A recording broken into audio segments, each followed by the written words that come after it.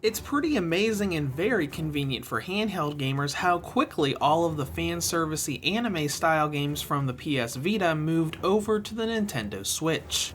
Whether we're talking about Galgun 2 and Gun Pixies or the recently announced Switch port of Mega Dimension Neptunia V2 that's releasing in Japan next week, there's a lot to choose from for people who like that style of game. And as of today, that selection has increased yet again.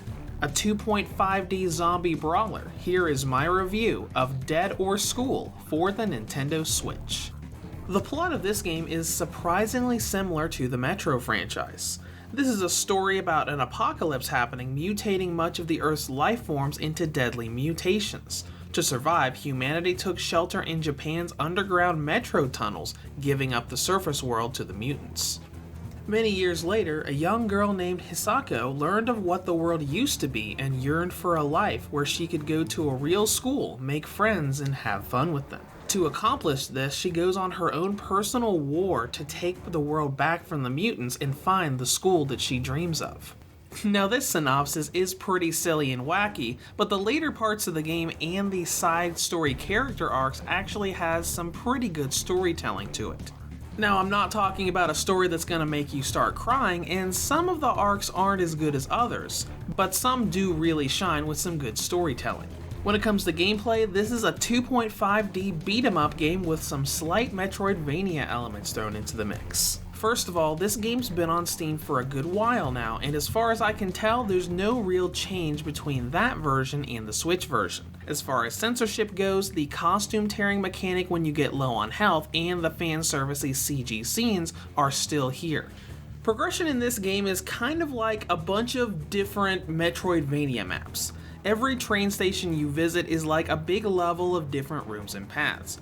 You traverse around them fighting enemies and solving puzzles for a story objective, like finding a boss monster to kill it or rescuing an NPC.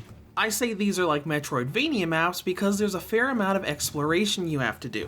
All of the puzzles have obstacles or locked doors that you have to explore around to either find an NPC who can get you past the obstacle or find key cards to open up the doors and go through the main path. The game also encourages exploration through collectibles. You can find a lot of artifacts of the old world and refugees trapped in the dungeons you can find and rescue. Some of these also have side quests that you can go on, and whenever you find them or finish quests, you're rewarded with experience and permanent stat boosts, so there's definitely an enticing aspect to going around and exploring. And then you've got enemies in combat.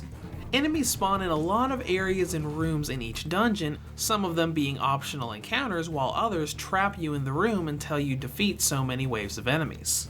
How you fight them is where most of the game's fun comes from. You always have 3 different weapons equipped, each with their own ammo pool: swords, light firearms, and heavy firearms. These offer different ways to fight enemies, and always keeps things fresh with all of the fast-paced combos you can do with your sword or the careful aiming you can do with firearms. And being fast-paced is the name of the game. Some enemies move quickly, and as the groups get larger further into the game, it quickly moves from being a simple button masher where you just run up to an enemy and hit the ZR button until they die, to a skill-based game with timed dodges and swapping weapon types for different types of encounters. This isn't a game that you can button mash your way through even if you set the difficulty down to easy mode. But to help with that difficulty and still keep things fresh are the leveling and upgrade systems.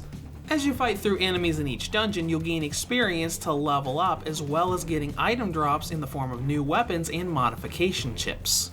Leveling yourself allows you to go to a save point and upgrade your skills, which can range from learning new attacks and abilities for each weapon type to a simple increase in a certain stat or parameter.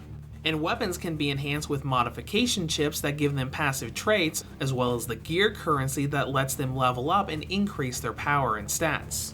So really, you've got a lot you can do outside of just fighting enemies with this progression system, and that definitely helps the length of the game not feel repetitive. And speaking of, the overall campaign of Dead or School will likely take you at least 20 hours to beat. Now let's move on to presentation. Graphically, the game doesn't look bad overall. The boss intro cinematics do look fairly blurry, but the problem with presentation isn't the graphics engine, but rather the camera distance. The camera is so far away from Hisako, it makes handheld mode play very difficult as you can barely see her on the screen. This isn't much of a problem in docked mode, but it definitely takes a lot of adjustments on the go, especially if you use the smaller Nintendo Switch Lite. I have no complaints about performance, so let's go right into battery life. On the original model, this has a battery range of 3 hours and 13 minutes up to 4 hours and 9 minutes. On the Nintendo Switch Lite, it has a range of 3 hours and 37 minutes up to 5 hours and 14 minutes. And on the V2 or Redbox 2019 model, it has a range of 5 hours and 16 minutes up to 6 hours and 13 minutes. In conclusion, Debtor's School is a fun beat-em-up game with lots of leveling and upgrading to do. Now on the downside, the camera distance makes for a lot of adjusting and awkwardness in handheld mode, but those that enjoy post-apocalyptic stories and anime fan service will definitely enjoy this brawler shooter. Reviews to Go rates Dead or School for the Nintendo Switch on 9 out of 10. If you have any comments or questions, feel free to leave them below. Thanks for watching and have a great day.